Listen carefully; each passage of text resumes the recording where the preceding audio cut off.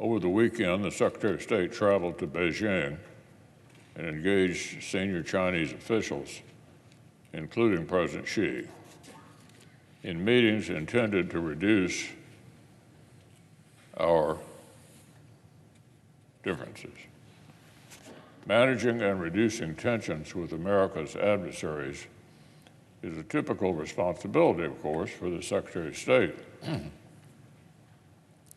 But this isn't necessarily an end in itself. It's a means of advancing other key interests. Reports of the Secretary's meetings suggest Beijing blamed America for increasing tensions. Well, I certainly hope Secretary Blinken responded by holding up a mirror to the PRC. Madam President, it is China that has increasingly threatened the people of Taiwan with military force. It is China that continues to test the limits of cyber espionage around the world. It is China that has stepped up threatening and unsafe interactions with U.S. vessels and aircraft operating legally in international waters. It is China that continues to do business with Iran, enriching the world's top state sponsor of terror. It is China that continues to provide cover for Russian aggression in Ukraine.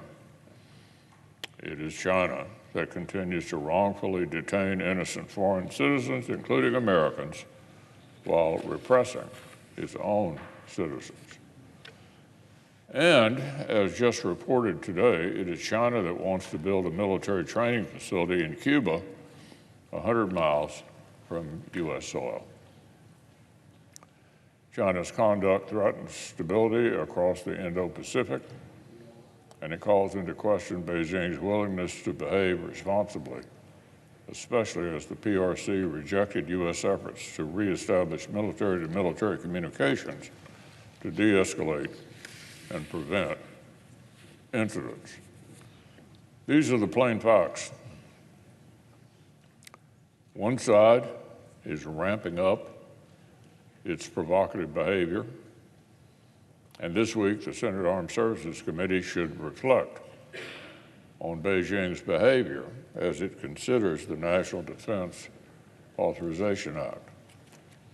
NDAA is our primary opportunity to set Congress' national security priorities. It's a critical chance to determine how America should deter and defend against growing threats from the PRC. And it is the Congress' basic responsibility to establish appropriate funding levels for our armed forces.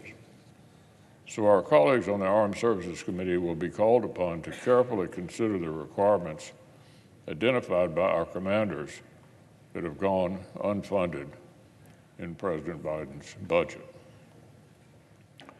They should think about the steps that could improve our ability to project power into the Asia Pacific, or the assistance that could support vulnerable partners in that region.